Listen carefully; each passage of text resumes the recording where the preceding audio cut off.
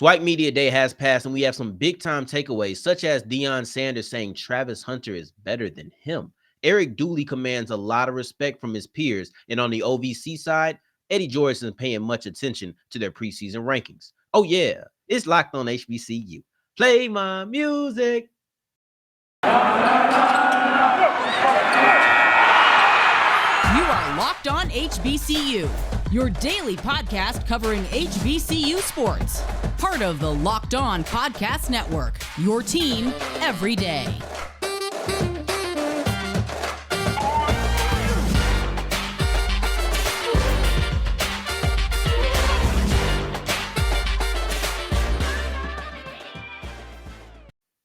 What's going on, family? Welcome back to another episode of the Locked on HBCU podcast, your number one daily one-stop shop for everything HBCU athletics, Monday through Friday, part of the Locked On Podcast Network, your team every day. And I, of course, am Darian Gray, a.k.a. the Mouth of the South, Texas Southern alum and former TSU Herald Sports editor. Thank you for going on this journey with me, making Locked on HBCU your first listen of the day every day. And just remember, the mic cuts off, but the journey is not over. You can follow me on Twitter at South Exclusives, and today's episode is brought to you by BetOnline. They have you covered this season with more odds, props, and lines than ever before.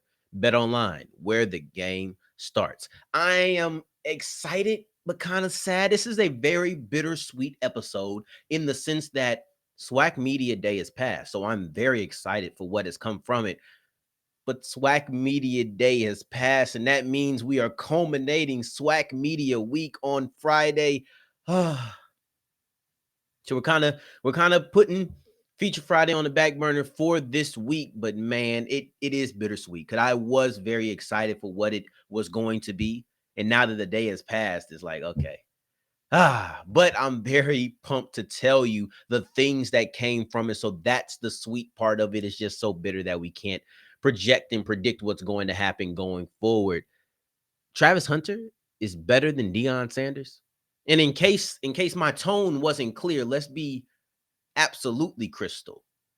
There are question marks behind that sentence. We're not writing, but we're speaking. I want you to know. I'm going to confirm there are question marks behind the statement.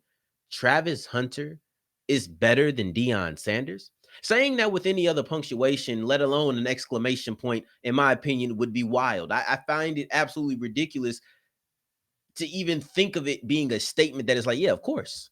No, this is something that I truly question, and I'm not at the place where I can say it. Matter of fact, I don't know if anybody can really say that Travis Hunter is better than Deion Sanders other than Deion Sanders himself, and that's exactly who made this quote.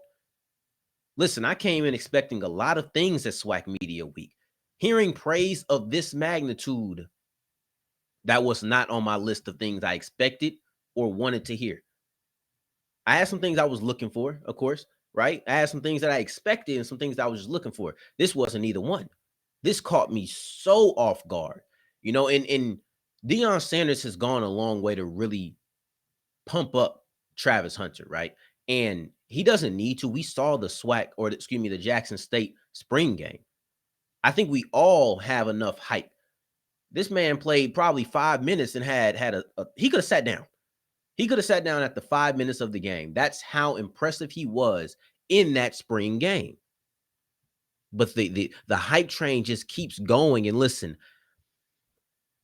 Deion Sanders says that Travis Hunter is better than him at this point in his career. And don't tell me that changes the statement. I know that it does. I know it changes the statement, but to me, even the idea of saying this guy was better than me at this point, what that really says, what that truly says, because you can say, oh, well, Deion Sanders became this, that, and the third after he was an incoming freshman. Okay. But if we're going to be completely honest, what he's saying by saying that Travis Hunter is better than he was as an incoming freshman, I really think it's saying, and I don't know if this is what he's trying to do, but it really says that Travis Hunter can be better than Deion Sanders. If right now, at the age of 18, 19, an incoming freshman, Travis Hunter can already have a stronger or a higher floor, I want to say a stronger foundation, but a higher floor than Deion Sanders, theoretically, with Deion Sanders as the coach, he can have a higher ceiling. This is one of the things that he said He said, Travis is so far ahead of me when I was his age, it's ridiculous.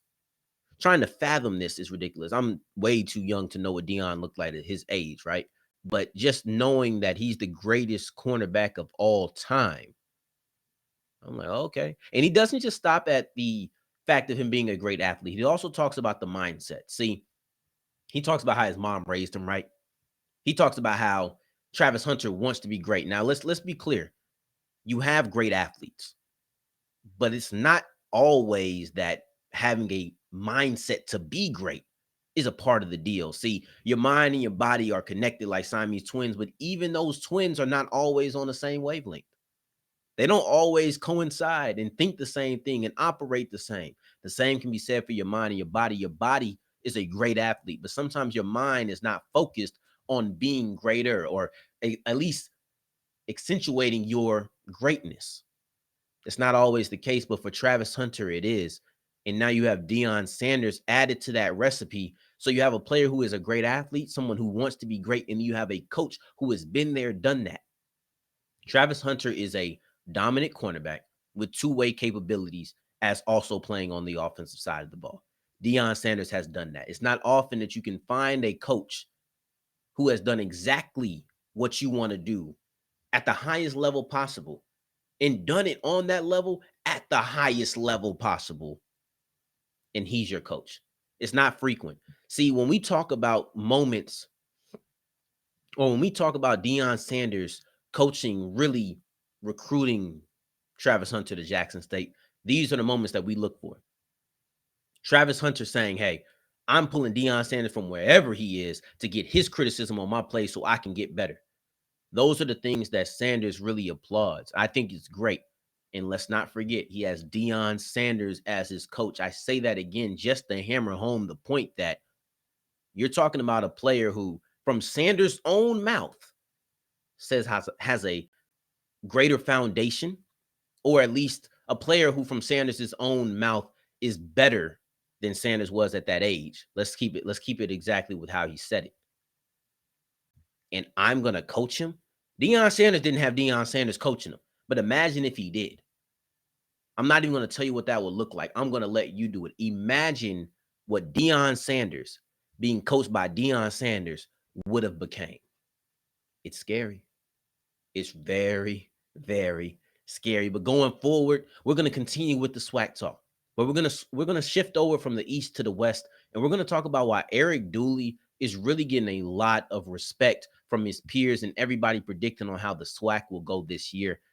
They say Southern is going to rise up and take control of that SWAC West. And I'm going to tell you why that is just a testament to Eric Dooley himself. But first, I want to tell you about BetOnline, because BetOnline has you covered this season with more odds, props, and lines than ever before. Like I said, you want to bet on the NHL? They got it. You want to bet on the MLB? They got it. You want to bet on your NBA futures, your NFL futures? They got it. All right, I'm always going to stand up for my Saints, right? You want to talk about Jameis Winston, who I believe has been completely cleared. Go check out Locked On Saints. Ross Jackson will tell you all about that and Michael Thomas's health. Jameis Winston could be comeback player of the year. It's just that serious. I'm looking at a situation where you can bet on your team winning 8.5 or more.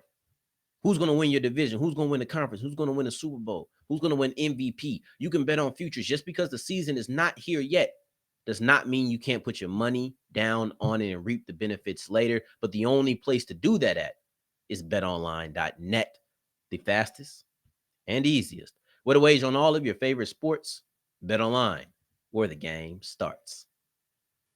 As we keep rolling on today's episode of Locked on HBCU, I thank you for making us your first listen of the day. Every day, I truly do appreciate being part of your daily routine. And if you ever questioned what NFL players move the betting lines more than anyone else, I got the answers for you right from the mouths of the odds makers at BetOnline. You can find the answer to the top 50 most valuable NFL players when it comes to betting on the Locked On NFL page, wherever you listen to your podcast, and then also on YouTube. And today's word of the day is iconoclast, and it refers to anyone who attacks widely accepted beliefs or institutions, right?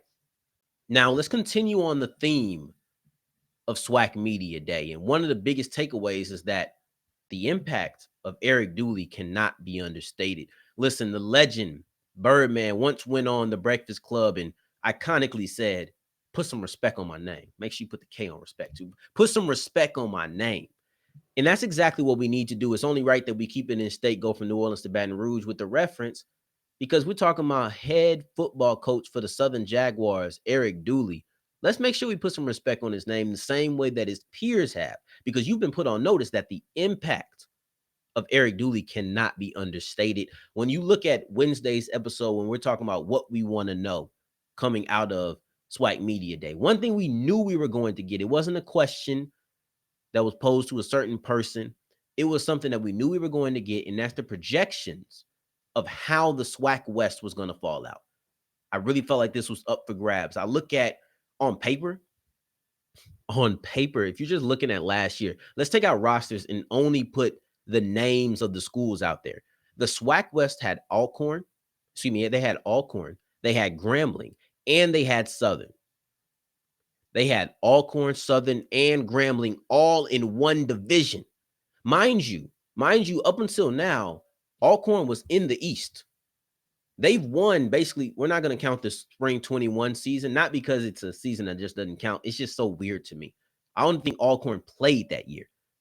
But you're looking at a team in Alcorn who won the SWAC East every single year from 2019 to 2014. You're looking at Grambling and Southern, who together won the SWAC West every year from 2019 to 2013.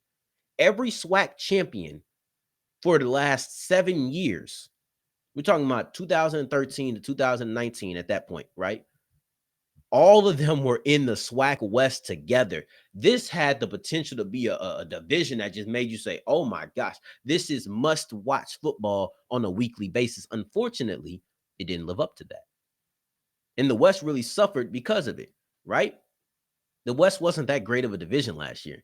UAPB wasn't that good. That's typical. Texas Southern wasn't that good. That's typical. Hopefully it's not the case this year. I don't think it will be the case this year, actually, but that's not the point of this segment. And then you have the three powerhouses who also weren't that good last year. They had seasons that left more to be desired.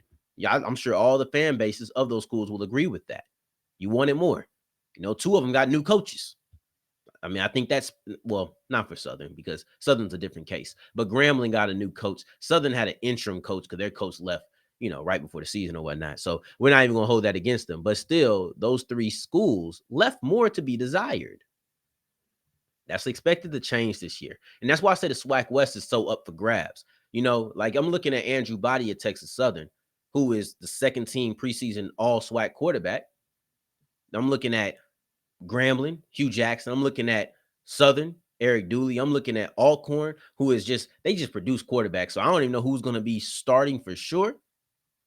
But I mean, hey, it's a chance that Fred McNair going to get out there and get it done, right? Because they've had success repeatedly. You can believe in a program like theirs.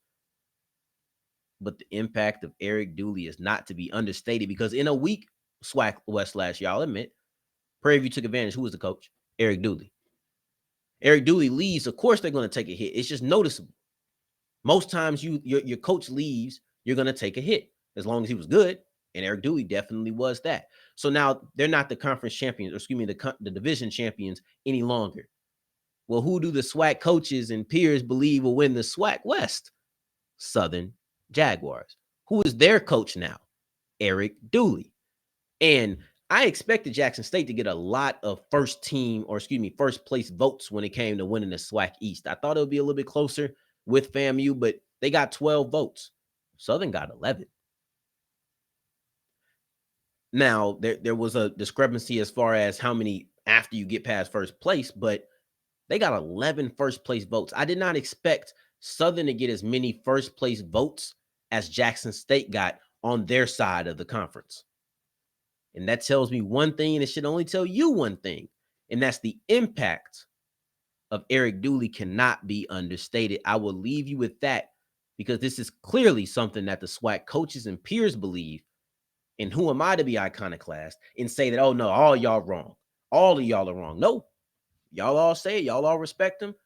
We'll see if they end up getting that first place at the end of it all. However, the respect that he commands from the coaches and the peers and everybody in the SWAC is crystal clear. That goes with whether or not they get first place, second place, third place. Those coaches respect Eric Dooley, and I think he's given them great reason to, bringing Prairie View to their first SWAC championship game in years upon years.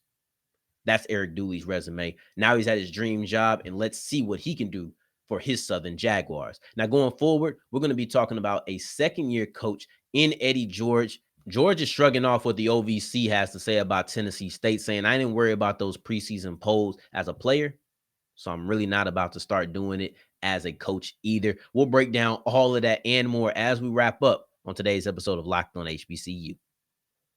As we wrap up today's episode of Locked on HBCU, Tennessee State head coach Eddie George is completely unbothered by the fact that the Ohio Valley Conference says this school is going to finish middle of the pack. Now, the OVC also had their media day this week, and obviously we have an HBCU in there in Tennessee State. So I want to cover just what they believe Tennessee State will look like this year. And listen, it's not great. It's not terrible, but it's not great. And it's definitely not where Tennessee State fans want to be. And it's not where the coach wants to be. However, Eddie George ain't losing no sleep about it. Ain't no sweat off his back. And this is what he had to say about the actual rankings. And he was just talking about how I didn't think about them much when I was a player. I'm not going to think about them then. I didn't think about them then. I'm not going to think about them now, because this is a media thing. This is important to guys like me. I'm not going to lie to you. This is where we eat. This is where I like to see what predictions are going to be. We can call back to those. But for the most part, it's not that big of a deal to the people who are actually in there. See, these predictions and these polls, it's kind of like how Ice Cube starts off No Vaseline, right? So we got our rap references on deck today. But when he starts off No Vaseline, he's saying, here's what they think about you. Here's what they think about you. Here's what they think about you. And that's exactly what these preseason polls are. These are your peers and people you're going to have to play saying, this is what we think about you. That doesn't mean this is what you are, but this is what we think about you. Now, I believe that George's response was somewhat of a representation of most players when it comes to this. Is I don't really care. I'm not going to say it's irrelevant. In a way, it's kind of insignificant to a lot of players, to a lot of coaches. It's big time for I love these things personally, but for them, it's like that doesn't dictate how we operate. It is some sort of motivation. And that's something George did say. And I love the fact that he played both sides. He said, listen, I really don't care, but for some, it's motivation. Everybody isn't Edward Waters, who flat out said they felt like that was foul, that they were placed 6th in the SEAC, and this is motivation. Not everybody's that blatant. Some people are going to be like George and say, it really doesn't affect me. They might take it personal. They might not. I don't really think you should judge the player or coach based on how they receive this information. However, there are going to be some people who do take this as motivation. And honestly, I thought that this is something George said about it. He said it's a preseason prediction based off of how many players you have coming back, returning starters, and your strength of schedule and all of that. That's what he said. So it's like it's not really something that's rooted in fact. The only thing that really matters is something that linebacker James Green said, and that's we're way ahead of where we were last year. The bar is set high, and the OVC championship is what we want, and that's what we're going to get. None of that other stuff really matters. Like the reason I believe that George hit the nail on the head is because he took the side of, I'm not going to let this dictate how we operate, but then also I understand there's going to be players and don't think this isn't going to add fuel to some. When you look at what's in that locker room, I truly do believe that they have the ability to outplay what their ranking is in the OVC in the preseason, because you look at them, they're 4th, literally middle of the pack. 3 teams above them, 3 teams below them, because there's only 7 teams in the conference. Last year, they finished in a tie for 4th. Now, they end up getting 5th because they lost the tiebreaker. So one could say, okay, they're going to have a bump up. They're going to be 4th outright this year. No, it's not a bump up. Not at all. There's 8 teams in the conference last year. There's 7 now. Austin Peay has left. They didn't get better. They moved up by subtraction, not because they actually think that they're going to be better. And this isn't my opinion on them. This is how I view what the rankings say about how they think Tennessee State is going to play. It's not mouth of the South saying Tennessee State didn't get better. But I think when you look at their locker room, they actually have all the components to outplay that. They have, according to the people who said they weren't going to be that good, but they have the best quarterback in the conference. Their quarterback was first team all pro, all conference. Their running back, first team all conference. You're looking at their defensive tackle tandem. They have the best interior in the conference. Both of their defensive tackles were first team all pro. There was only 2 defensive tackles on that first team list. I even think they could have the best linebacking room in the conference. You have James Green, who's a first team all OVC player. Sorry, I keep saying all pro, but the first team all OVC player. Then you have Kayvon Pope coming in from Ohio State. You could logically see those first 2 levels of the defense being great, the quarterback being great, and the running back being great. Let's not count them out.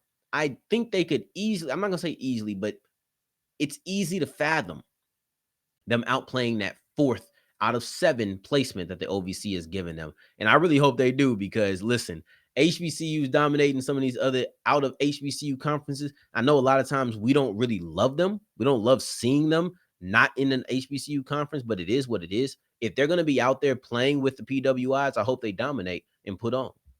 That's my side of it. That's how I feel about it. So I'm rooting for Tennessee State. It has nothing to do with the SWAC. It has nothing to do with the MEAC, but they are still HBCUs. So I believe we should wish the best and not just be like, oh, well, forget y'all. Y'all left an HBCU conference, though I know there's a good amount of people who feel that way. Now, going forward, we are going to be talking about the MEAC, but we're not done with the SWAC. Don't get that twisted. We're not done with the SWAC. There's just so many media days happening. We got to touch on the CIAA as well. So there's so much more to discuss. Media days and the SWAC, MEAC, and CIAA will be coming up next week. So stay on the lookout for that. For your second listen of the day, make sure you're checking our conference shows such as Locked on ACC, who got a lot of love at the ACC Media Day. So shout out to my girl Candace Cooper. Locked on SEC, Chris Gordy. Locked on Big 12 was our podcast of the week. Big things happening here for our conference shows. So make sure that you are checking those out in addition to Locked on HBCU. And in the meantime, in between time, if you're looking for me, you can find me on Twitter at South Exclusives. Until the next time that we hear each other, family, take care, stay blessed. Peace.